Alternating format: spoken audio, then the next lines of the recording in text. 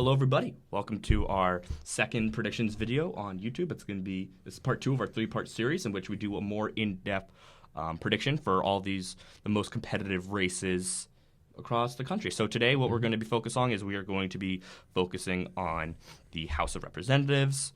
We got 18 races that we're going to talk about. Yeah. Keep in mind that this is big and these are so localized. It's really hard to predict because the House races are kind of, honestly, they're less dependent on how, like, compared to the state, it's less, like, federalized. Yeah, I mean, there's a lot less impact that national culture has. I think there is still some impact. I'll get into that with some of my predictions. But, like, you know, in order to really gauge how a House race is going, you kind of have to be on the ground, right, and around it. But, you know, we can still make informed predictions, and we're going to try to, you know, do our best and give us a good, prediction here. Yeah, ready to start? I'm so ready, Toby. All right, so Michigan's 7th. That's the first congressional district that we're going to be talking about. This is the district that's going to have part of Lansing. You can pull it up here. Yeah, and this district was formerly represented by Alyssa Slotkin. Mm-hmm. She is right now running for Senate in the state of Michigan. As of right now, I have Curtis Hurdle, the Democratic challenger, beating Tom Barrett, the Republican. Yeah, I disagree with you here. Yeah, I have Barrett running again. And because this is a well, the thing about Barrett is that he ran in 2022, and he lost largely because abortion was on the ballot. So my thinking was like, okay, it was, if we go to, you know, if we see what happened in 2022, we see it was a very close race against, like, my thinking is the Republican is running strong, currently up in the polls. And there's no abortion on the ballot to kind of hold him back, and there's that name recognition. So that's the reason I think it would more likely go red than not. For me, my belief in this district going blue again is mostly related to the fact that Slotkin won it, not just by a point or two, but she won it, as you know, you can see here, by 6 points. Right? That is what really brings me into it. And Slotkin is a candidate who I see winning the state by 7 or 8. I don't see any way that her district is going to swing probably like 7 points to the right without her on the ballot. And I think that also having this being a presidential year, right, you're going to see increased turnout. You're going to see people who might be excited to, vote for President or Vice President Harris. And I think that's going to have enough of an impact that, Hurdle's going to be able to pull this race out over Barrett. Yeah, I honestly, I completely see where you're coming from. But it's just, to me, I think that the lack of abortion on the ballot is really going to hurt Democrats. And I think that's kind of what it boils down to is like, okay, we don't have abortion on the ballot. How is that going to affect Democrats? That's kind of it. So, yeah, I think it would go red. You think that it would? Go blue, yeah. Go blue? All right, so we're going to just leave that one blank for now because neither of us could come to a consensus. Yeah, we'll see how it ends up in the end. Yeah, we will see. All right. So the next that we're going to be talking about is we're going to be talking about Colorado's 8th congressional district. This is the district that is just north of Denver. It's going to be like a bellwether district. It's likely Definitely. going to follow the national trends. Currently, Democrats winning by 2, and whoever won this district has won the Electoral College in the last 4 elections. So for me, I personally have the Democrats winning this. I think that more cash on hand, the incumbency, and a lead in the polls is really just kind of what it boils down to. Yeah, I agree with that. I think incumbency advantage plays a huge factor here. If you also look at, spending, the Democrat is outspending the Republican 7-2, right, in this race. And, we're also look at the makeup of this congressional district, right? We are in the Denver suburbs and exurbs, right? This is an area where, abortion is going to play a huge role. And, people are also, again, going to be probably relatively excited to vote for Vice President Harris. And I think that is going to carry Caraveo over the finish line and get her a win by probably 2 or 3 points here. Yeah, I completely agree. And like you said, like they have a moderate record. And that's something that also, it's not going to hurt them. Yeah. Especially in a race as close to this. So I agree that I think it's going to go blue. Yeah. All right, look at us. Consensus on 1. Agreeing. Yeah, we're 1-1 so far. Yeah. All right. Ready to move to California? California, yeah. Our next race, California 22nd. In this race, we have David Volvato, the Republican incumbent, against Rudy Salas, Democrat. So far, polling here essentially tied. Almost every single major characterization is a toss-up. I am taking Volvato, the Republican incumbent, over Salas. Yeah, no, I completely agree. But then when we look at the polling, like we had mentioned about, there we go. When we look at the polling, we really see that it is unbelievably neck and neck. Yeah. Like that's about as neck and neck as you can get. And correct me if I'm wrong, this is a rematch of the 2020 race that they had in this district, in which there was like this. It's a rematch, and for me, I think it's going to go red because this is a rematch of this happened in a strong Democrat year. A Democrat lost by 4 points in a year that was strong for the Democrats. That's just kind of it. Like it's a rematch. Nothing's really improved for the Democrats, truth be told. So that's why I think that it is going to go to Vodala. Yeah, and I think this is just kind of like one of those races you just feel in your gut, like, yeah, this is going to be a Republican win. Yeah. So we agree on that one as well. Yeah. Look at us. We're making some progress. Yeah, I think it's going to be Republican. But now we're going to be moving over to the 45th district of California, which you have to really zoom in here because you know how LA can be. Very compact. Very. This is going to be LA, Orange County. It voted for a Republican by about 5 points in 2022. But since June, there has been a 3-point Democrat swing. And this is going to be an election that, if we look at, it's going to be Michelle Steele up against Derek Tran. Tran was a lawyer, Army veteran, some Vietnamese refugees. It's a really hard race to class because it depends so heavily on Harris's turnout. And that's kind of what this breaks down to. Yeah, it does, but I do think that this is one of the places in California where split ticket voting is the most viable, right? If you look at Michelle Steele, she is kind of like a figure in the Republican Party at this point. She has kind of managed to bridge the gap between moderate and that Trumpist side. She supported, she works for Steve Scalise in the House, backed by him. And she's one of the few Republican candidates we see here who actually has a spending advantage, and not an insignificant one either. She's outspending Tran by about $5 million. And for that reason, I think she's going to walk away with this district. I think it will be a tight race, but I think that, having the Republican leadership on your side and having an electorate that is more conservative, I'd say fiscally, than the rest of the state of California is definitely going to play to her advantage. Yeah, so what happened is that there was this strong Democratic swing. Since June, there was a lot of the Kamala momentum, but now it's kind of tapering off, and you can see it's tied 50-50. Yeah, this it's literally is as tied, close as it's going to get. Me personally, I think that this is going to be a good indicator of who wins the House, because these are the races that if Democrats are able to win, this is what it goes down to. It's a very difficult thing to kind of talk about, but I do think that Tran is ultimately going to be able to win, for the fact that it's just so close and it's in LA, Orange County, and I got to give credit to the Democrats who usually do well in that type of district, that type of area, that setting. So because of that, I do think that the Democrats are going to be able to very closely win this. I don't think that this is going to be decided until days after Election Day, weeks, honestly, but I think this is going to go for the Democrats. Yeah, sadly, I'm not as hopeful. I wish we could win Orange County. I just don't know that we're going to be able to get over the hump there, but we'll see. Yeah. So once again, we're going to leave this. We could not come to a consensus, so we're going to leave that one blank as well. We're going to try to see how many of these we can come to a consensus on. So now we're going to move on to North Carolina's 1st congressional district. Yeah. So in North Carolina 1, we have Donald Davis, Democratic incumbent, and Lori Buckholt, a Republican. This one is one of the easier races to call for me. I'm taking Davis here.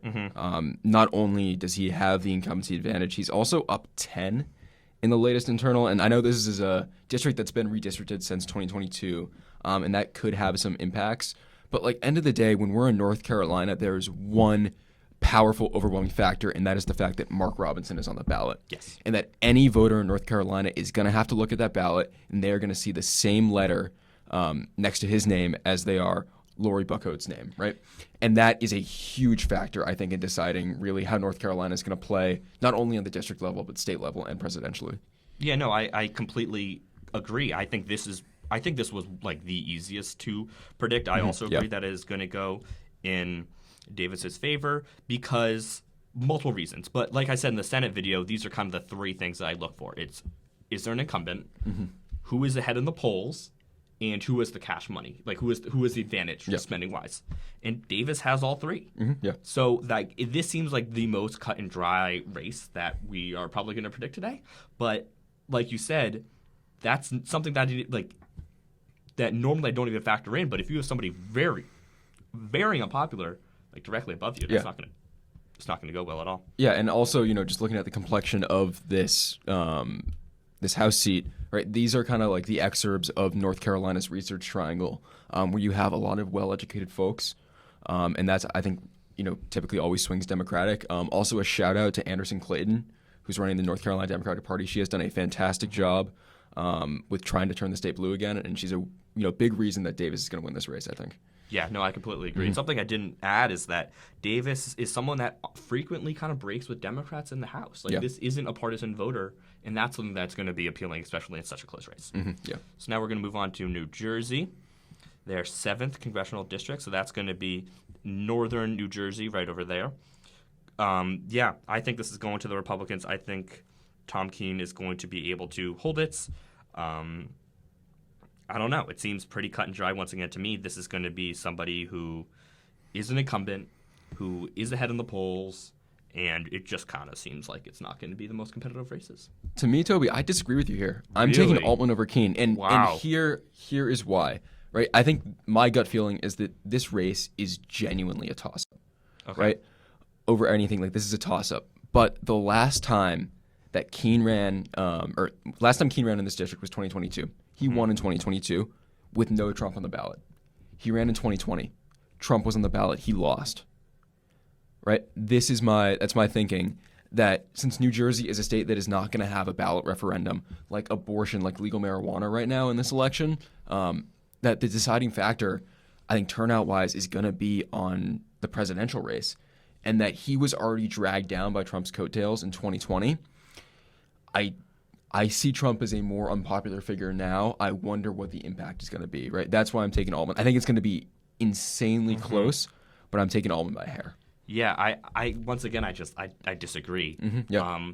In kind of similar logic, except your logic is that Trump wasn't on the ballot in 2022. That's why they won. My logic is, well, he won in a race that was very hard for a Republican to win in a year that was hard for Republicans to win. So because of that, I think that Trump on the ballot honestly will be a little bit nicer. Yeah. Because those Republicans will go out and vote, and those Republicans will be motivated to vote for him. And just having a lead in the polls, that's something that never hurts, right? If we see it's been kind of a consistent lead all throughout. It just kind of seems like, to me, it's something that Keene's going to be able to keep a hold on to. Yeah, honestly, I'm fine with characterizing this as a tilt red district. Like, to me, it's a true toss-up. Where we don't really know what's going to happen, so we can characterize this one as Keene as the winner. Yeah, I think that Keene will win. I think it will be closer than people expect. That's fair. I think that's kind of what we're looking at right now. So now we're going to move to New York. Yeah, so our next race is New York 17th Congressional District. In this district, we have Mondaire Jones, Democrat, and Michael Lawler, Republican incumbent. This race is so close, right? It's one of 8 to 10 House races across the nation that are, again, seen as really true toss-ups. And this is kind of like my hopium race almost, where I think Jones is going to pull it out over Lawler. Democrat's going to unseat the Republican. But again, it is truly a toss-up. Last time in 2022, Lawler won by only 0.6 percentage points, which is essentially within a margin of error in any election or poll. And I think that whatever bump we're going to see presidentially across congressional races from Kamala Harris being on the ballot is what is going to give Jones the district here. Yeah, I'm torn on this race. I do think that it is, once again, just like in the incumbent's favor. But I do think that it was just honestly like an unlikely victory in 2022. And it was a close victory in a year that was supposed to be strong for Republicans. Yeah. And it was strong for Republicans basically only really in New York and Florida. Yeah. Everywhere else it wasn't. So this is New York was the one of the 2 states that didn't break this trend. So because of that, I think there was he won in a very strong Republican year in 2022 because in New York. And I would agree with you that I do think that this is going to go blue in the 17th district. Yeah, and I think another factor that we haven't really talked about much is that Congress is so goddamn unpopular right now, and has been for as long as Republicans have controlled it. It started with like their speakership race and all that drama, and their inability to pass laws. And I wonder how much that's going to impact a race like this in the 17th in New York. Yeah. So then we also have the 19th district, and this is one that I think it was very, very close. I would argue that this was a little bit closer than the 17th district in New York. I think that it's so unbelievably hard to predict. Yeah, it's literally 50-50 right now. Yeah. So it's tied in the polls. It's a close race, and we have on one side somebody who is trying to run as one. We have on the Republican side there is a member who is very known for being bipartisan. Yeah. However, is running to the right mostly on immigration, which is something that I don't know how it's going to go over for people in New York. Like, look at where this is. Yeah. Like, I don't know how many. Like, they're not in New York City. They're in like upstate New York, basically. Like southern New York, upstate New York, and it's like, all right, how much is this argument about immigration really going to matter to these members, these people that live there? So for that reason, I do think that it is going to be an upset, and I do think that Josh Riley, the Democrat, will be able to win. Yeah, I agree with you there. Also, another factor to consider, this district specifically has an odd number of college towns in it, Cornell being one that's there, and I think that's going to have an impact. I think that you might see students who are maybe excited to vote and are ready to get out the vote and, try to take this district back for the Democrats. Yeah, no, I completely agree. So now what we're going to be doing is we're going to be moving over to Arizona and their 6th congressional district right down here. This, on the, counter argument, this is one that argument about the border could work. Absolutely. Yeah. I think this is one that an argument on the border could work. We have an incumbent Republican who has been running on border security and these economic issues up against a Democrat who has been running on protecting reproductive rights. Like, that is the definition of what this election really is. Because if you're a Democrat, that's what you really care about. If you're a Republican, that's what you really care about. So I think this is going to show us a lot of what is going to happen. I think this is going to show us so much about who's going to win the presidency, because these are just like the two arguments. Yeah, I mean, like, this race is like unstoppable force meets unmovable object, right? Especially when you consider Arizona on the state level too. They have a ballot proposition, Prop 139, about abortion on the ballot this year, but they're also in a border district, right? And it's like, it's not only the candidates talking about it, it's a statewide thing and it's a national thing. And that's what makes this race, again, one of the most intriguing in the nation. As of right now, I'm taking Engel by a hair. I think that based on, our later presidential prediction, in order to make it line up, I think that Engel's going to take it just by a little bit. But, like, end of the day, this is a strange district where they've had very little polling done, and all the polling has been partisan. Yes, right? I've seen that. And it's tough to really call anything just based on that. Engel's barely outspent Siscomani. And, like, it's been, labeled as anywhere from toss-up to likely Republican by any of the big institutions. So really, like, this could go either way. But again, it's going to be kind of a referendum on what are the people in Arizona's 6th, Arizona, and maybe even nationally considering more abortion or the border. Yeah, and I would agree with you that I do think that Engel will somehow be able to win. The reason that I was on the fence about it, honestly, but because to me, this was a rematch of what happened in 2022. In 2022, it was, once again, it was a year that was strong for the Democrats. Yeah. But abortion is now more on people's minds in Arizona than it was in 2022, which is no other state really has that, is in that scenario. So because of that, I do think that Engel is going to barely win. I think this is going to take forever to call. I think that, honestly, my prediction is this is going to be the last House race that is going to be called in 2024. That's my prediction. Yeah, it's going to be one of the last ones. It'll be won by 1,000, 2,000 votes. And this could be one of the ones that really tilts the balance of power in the House when it comes down to it. Yeah, no, completely agree. So now we're going to be moving over to everybody's favorite swing states, Pennsylvania.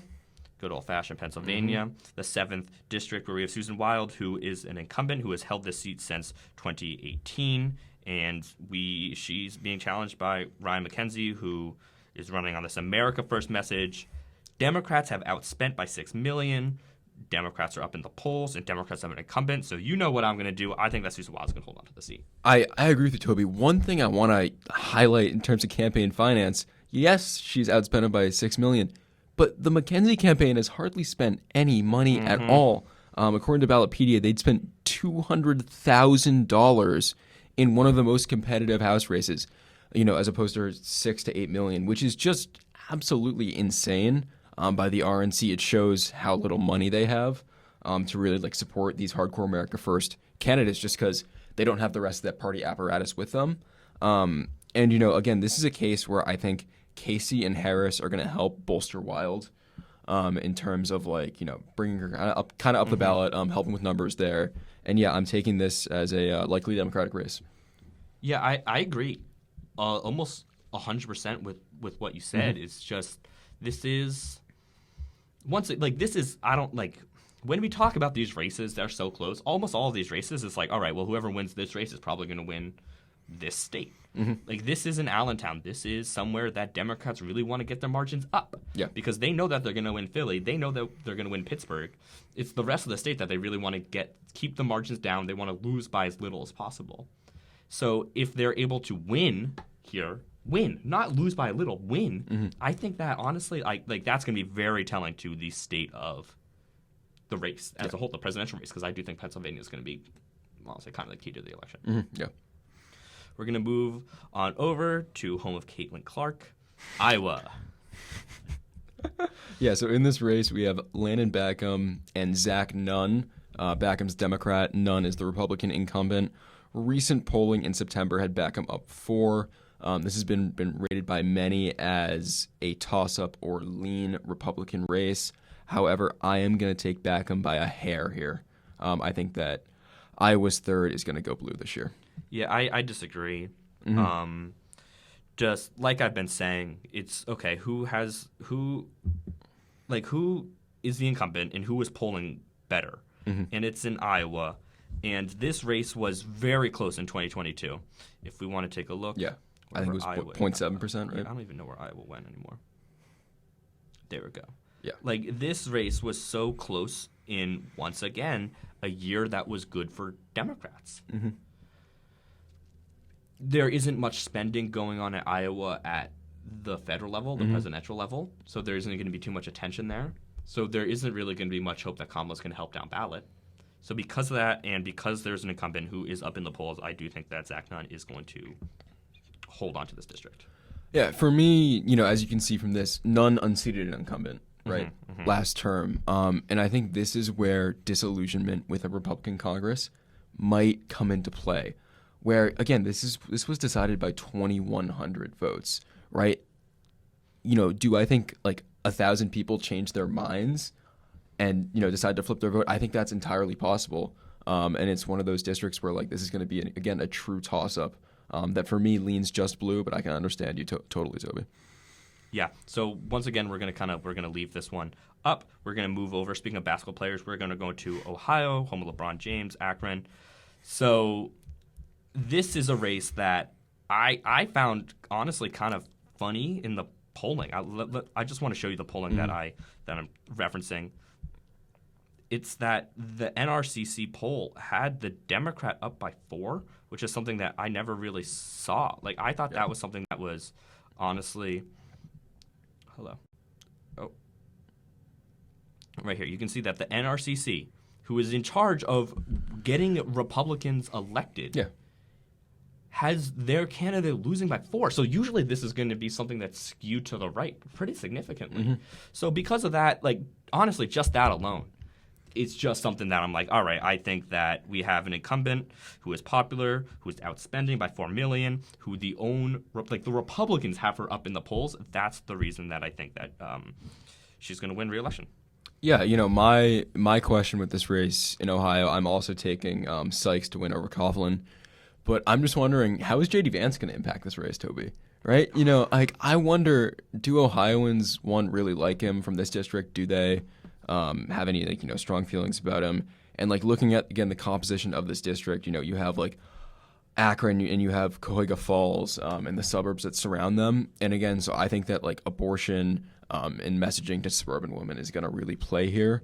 And that's something that, again, J.D. Vance is god awful at. And I think that's going to drag down Coughlin in this race. Yeah, and truth be told, I think that message is going to decide the election. Yeah. It's like suburban women. Who do they want to vote for? Who are they going to go out and vote for? That's the name of the election. That whoever wins over these suburban women is likely going to win the election. Just point blank. Yeah. All right. So now we're going to move on to Alaska, their at-large congressional district. Yeah, in this race, you have Mary Peltola, Democratic incumbent, and Love her. Nicholas Begic, sorry if I got the name wrong, Republican challenger. Yeah, I love Pelota. I think she's great. Unfortunately, I don't think she's going to be able to win. I think Really? Yes. Toby, that shocks me. I love her. I think she's great. I don't think she's going to win. I think that one of the biggest reasons that she won was because Sarah Palin was on the ballot, and without her on the ballot, there's no one really to play spoiler for her. I think that Alaska is no one's spending time or money or energy in Alaska, really at all. So I just think that's going to kind of go back to the status quo. And something that we didn't talk about is that the Republican candidate is the son of a prominent liberal political family. Republican liberal, you know what I mean? This is like if a Kennedy was on the ballot, basically in Massachusetts. This is something because of there's name recognition, there's honestly not much attention there, not much money being spent, and there's no Sarah Palin on the ballot. That's the reason, sadly, that I think she's going to lose. I just think that the things that Peltola has done for Alaska as a state, the amount of sway she's had as a representative, to me, it feels like, I don't know, this felt like a very easy race to call for me for Peltola. The fact that Ballotpedia doesn't even deem this as a battleground race for her, which I think also shows how little we really understand about Alaska politically. Yeah, dude, I could not. Gun to my head, no idea I could not explain anything about Alaska politically. And it's one of the states, right? You're seeing it in the polling right now. They're essentially tied. But my question is how do you poll Alaska? Because so much of the Democratic vote is actually in rural areas. It's not in city centers. How do you knock door to door? How do you get out the vote in Alaska? So I don't know. I think it's going to be, again, a complicated race. I just think that Peltola is one of those candidates who has durability, who I just feel like kind of in her essence wants to stick around, and I think she will. Yeah, and I guess because they have this ranked choice voting system, the fact that she was able to win with two Republicans running is something that I guess I didn't really take into her credit. But the likelihood that the voters that don't vote for her on the first try but kind of put her down on the second try, I think that is honestly pretty high. I still don't think she will be able to win, but I'll say this. I'll classify it as blue because I would be very pleasantly surprised if she can win. I don't think she'll be able to. But out of all the races, if this is one that I was completely wrong about, I wouldn't be surprised because she's just an amazing person, amazing politician. She's genuine. The fact that we're talking about her and we're literally on the other side of the country. Yeah, we're in Connecticut right now. It's the fact, and she made national news, and that's something that Alaska honestly kind of needs. Yeah. So because of that, I guess we can classify it as blue because I think that it could go blue, and I'm hoping for it to go blue. My thing is also if Peltola loses this race, the House is Republican, right? I think you'll definitely see that. Yeah, no, I completely agree. So now we're going to move over to Virginia. Wherever Virginia is.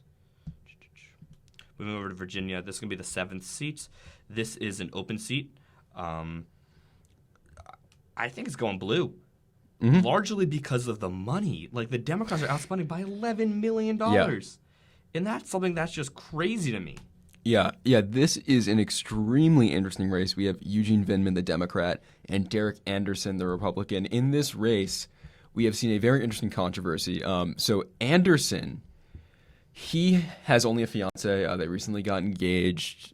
He took a family photo with his friend's wife and 3 kids. Right here.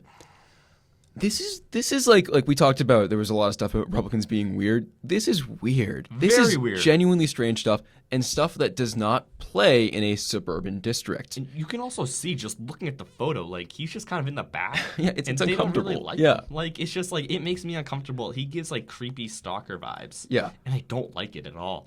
And I don't know. I think that this is something that I don't know. I think it's going blue. Just like the Democrats are spending a lot of money here, and I think that's something that is only going to help. Yeah, and something you also have to consider is that this district was formerly represented by Abigail Spanberger, who is now running for Virginia governor. In the next cycle in 2025. Again, like, this is a district that Youngkin won by about 5 points in 2021, but I think he's someone who the state has soured on since then. And I think that, Spanberger wouldn't be giving up this seat to go run in that race unless she thought Democrats would probably keep it. I don't think House Democrats would have let her have done that. Yeah, I agree. Give it a competitive seat. So I think that's part of my, reasoning for why this is going to go blue. I just think Derek Anderson's kind of a strange dude, honestly. Yeah, no, I completely agree. Now we're going to move over to, I think it would be, honestly, the easiest race that we pick, and this is going to be, I'm going the wrong way. Good old-fashioned Connecticut 5th congressional district. I think this is going to go blue. Juana Hayes, incumbent, Democrats outspending, Democrats up by 4. It's been blue. It's Connecticut. I think it's going blue. Yeah, I mean, this race is in toss-up category for us just because I think that, we're in Connecticut. I wanted this race to be included, just as a little local flavor. But it is a close race, right? In 2022, Hayes only beat Logan by about 0.8%. Logan is actually a Trinity College graduate. Oh, boy. Fun fact, yep. Oh, boy. But yeah, most people are calling this race as lean or likely Dem. You've seen similar amounts of campaign spending, but I don't think a Democrat loses in this district in Connecticut. I completely agree. Yeah. So we're going to go back to the U.S. Right, Toby, I got one more race for us. Yes, let's see. I got one more race for us. We are going to go to the great state of Washington, and our friend Marie Glutenskamp Perez, her district, Washington 3rd. This is one of the few races we see. I think it's one of 10. Donald Trump won in 2020 that you had a Democrat then represent in 2022. I have MGP winning this race over Republican Joe Kent. It was crazy close. Only a 0.8 margin for MGP in 2022. But I think that her spending kind of angle here, she has she's outspending $10 million to $2 million. It's just going to be a little bit too much for any Republican to overcome. And this district has also swung 7 points to the Dems since 2020, which I think is a really important factor. Yeah, I would agree with you. And like we talked about, I've said it, I don't even know how many times I've said this, but Democrats won in 2022, which was a bad year for Democrats. Mm-hmm. Yeah. It's going to be better. That's just kind of it. I would agree that I also think that's going to go blue. I think this is going to be very close, but I do think that's going to go blue. I, once again, think this is going to be called fairly late into the election cycle. Mm-hmm. So we're going to talk about Oregon, the Oregon 5th district. Mm-hmm. Yeah, so in Oregon 5, we have Lori Chavez DeRemer, Republican incumbent, and Janelle Bynum, Democrat. In this race, I have Chavez DeRemer winning. I think that her incumbency advantage is going to be pretty huge here. Even though essentially every single race has this as a toss-up, we've seen almost exactly equal amounts of campaign spending. But, Chavez DeRemer actually beat an independent candidate by 2 in 2022, meaning that I don't think there's broad appeal here for really a Democrat to win this district. Yeah, I would agree. The thing that I would say, I would agree. I would agree. I think that the biggest thing is that it is in a suburb. Yeah. And it's, Portland's southern suburb. But I feel like the momentum is kind of shifting in the most recent days of the election. I feel like the momentum is honestly kind of shifting away from a Democrat who really wants these votes. Yeah. I would. It feels like all the attention is going national. Yeah. Which 100% it should. But that's going to abandon people down ballot like this. Yeah. In races that Democrats should win. But there isn't going to be the attention to it. There isn't going to be the spending to it. And Harris isn't going out here. Yeah.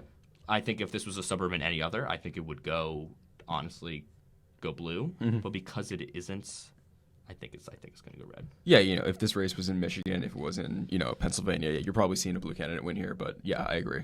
We're going to lean red here. Yeah, no, I completely agree. So I think we've classified all the races that we set out to do. I think we're only missing New Mexico's second. You were completely correct. Big old border district. There were those three that we couldn't quite agree on. Yeah. But yeah. Yeah, so in New Mexico's second, we have a race between